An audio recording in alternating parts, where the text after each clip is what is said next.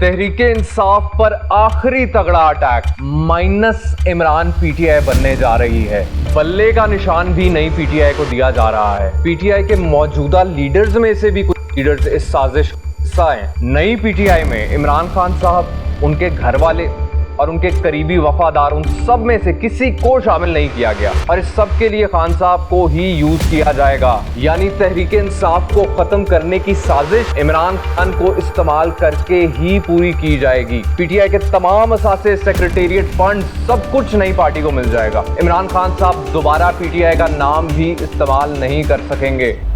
You watching the anchorman, this is Ali Suhail. Imran Khan sahab के खिलाफ एक बहुत बड़ा प्लान सामने आया है। अगर इस पर अमल हो जाता है तो पीटीआई का और खान साहब का ताल्लुक हमेशा के लिए खत्म हो जाएगा। कम से कम प्लान बनाने वालों ने यही सोचा है। होने ये जा रहा है जी कि पीटीआई के जो बागी लोग हैं, पावर पिलर्स ने कुछ पुराने लोगों से राब्ता किया है और एक बहुत तगड़ा प्लान बनाया है, एक स्कीम निकाली है कि इमरान खान को ही यूज करके इमरान खान से पीटीआई छीन ली जाए। अब इस प्लान का कुछ हिस्से जो हैं वो अनवेल हो गए हैं और कुछ ऐसे हैं जो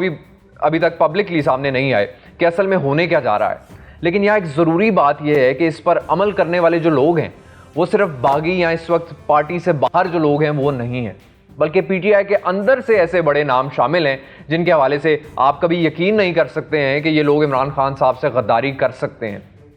और यही जो है इस प्लान की एक स्मार्ट, क्लेवर मूव है कि ऐसे लोग ही इस प्लान का हिस्सा बनने जा रहे हैं, बल्कि हिस्सा बन चुके हैं। पहले ज़रा उन चीज़ों पर बात कर लेते हैं जो चीज़ें हम सब के सामने आ चुकी हैं और फिर जंप करते हैं आगे ताकि आपको सारी पिक्चर क्लियर हो जाए। 2-4 दिन से ये खबर चल रही है कि अकबर एस बाबर को खान साहब ने अपने किसी लॉयल रहनुमा के ज़रिए पैगाम भेजा है कि आप पीटीआई के जो नज़रियाती वर्कर्स हैं, जो पीटीआई बनाते वक्त इमरान खान साहब के साथ थे, उनको इकट्ठा करें और पार्टी को वही पुरानी पीटीआई बनाएं जिसमें सब नज़रियाती लोग थे।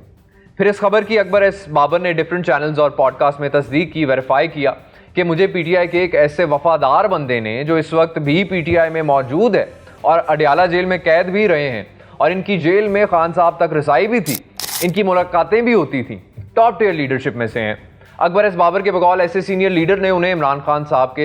का मैसेज दिया है। अच्छा, इस मैसेज की वजह से, ये जो अलेज्ड मैसेज है, अकबर एस बाबर के मुताबिक जो उनको आया, अकबर एस बाबर ने पार्टी को एक्टिव करना शुरू कर दिया है और बहुत जल्द वो इंट्रा पार्टी इलेक्शंस करवाने जा रहे हैं पीटीआई में।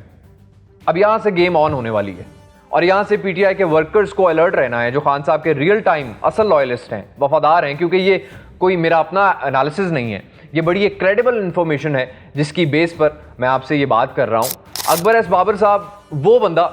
जिसकी वजह से पीटीआई आज इस सारी मुश्किल सिचुएशन में है, जिसकी वजह से पीटीआई का बल्ले का निशान छीना गया, पीटीआई का वजूद कहीं लीगली एग्जिस्ट नहीं कर रहा, जो कहता था कि इमरान खान पहले जो भी कहते थे वो मेरे लफ्ज थे, यानी खान साहब को पपेट कहता था जो बंदा, उसी का इमरान खान साहब ने पार्टी को रिवाइव करने का टास्क दे दिया है। मेरे पास जो इन्फॉर्मेशन आई है, जो मैंने कई जगह से कंफर्म की है, उससे ये बात क्लियर हुई है कि इस प्लान का अगला हिस्सा खान साहब की तरफ से इस मैसेज की कंफर्मेशन करवाना है। अब इसके लिए सबसे पहले कुछ ऐसे लोगों को खान साहब तक रसाई देने की खबर आएगी जो 9 मई के बाद से पार्टी छोड़ चुके हैं, लेकिन किसी ना किसी शक्ल में पीटीआई वर्कर्स का ट्रस्ट जीतने के लिए खान साहब के साथी होने का दावा करते रहते हैं। ये किसी रिकंसिलिएशन टाइप का एजेंडा लेकर खान साहब से मुलाकात का दावा करेंगे और फिर बाहर आकर इस बात की तस्दीक करेंगे कि हाँ जी, इमरान खान साहब ने अकबर एस बाबर को मैसेज भेजा है। तो जाहिर है पीटीआई का कोई वर्कर, कोई ऐसा बंदा इस बात पर यकीन नहीं करेगा कि ऐसा हुआ है। लेकिन फिर अगला स्टेप आएगा जब पीटीआई के अंदर से खान साहब के कोर लॉयलिस्ट समझे जाने वालों में से कुछ लोगों की खान साहब से मीटिंग की खबर आएगी और वो लोग बाहर आकर इस खबर को एंडोर्स करेंगे कि जी वाकई खान साहब ने अकबर एस बाबर को पैगाम भेजा है। इस दौरान खान साहब को कायल करने की कोशिश पर भी गौर हो रहा है कि वो सच में अकबर एस बाबर को एंडोर्समेंट दें, जो कि अभी तक उन्होंने नहीं दी। ये बात आपको मैं क्लियरली कुछ रिस्पॉन्सिबल सोर्सेज के जरिए बता रहा हूं कि खान साहब ने अकबर एस बाबर को अभी तक कोई मैसेज नहीं भेजा। ये सारा PTI minus Imran Khan game का हिस्सा है। अच्छा, अब जब एंडोर्समेंट वाली गेम कंप्लीट हो जाएगी और पीटीआई वाले इस बात पर यकीन कर लेंगे कि इतना ऑथेंटिक लीडर जो खान साहब से लॉयल रहा है, जो 9 मई के चक्कर में गिरफ्तार हुआ लेकिन उसने फिर भी पीटीआई को छोड़ा नहीं, वो ये बात कर रहा है, तो बात ठीक हो सकती है। और एक हिंट मैं आपको दे दूं कि ये जो एंडोर्स करने वाला लीडर होगा ये पंजाब से नहीं होगा। फिर अकबर एस बाबर पाकिस्तान तहरीक इंसाफ के नाम से एक इंट्रा पार्टी इलेक्शंस की तरफ जाएंगे और फिर इलेक्शंस के बाद जो नई पीटीआई लीडरशिप सामने आएगी वो इलेक्शन कमीशन से एप्लीकेशन दे के बल्ले का बैट का निशान लेगी।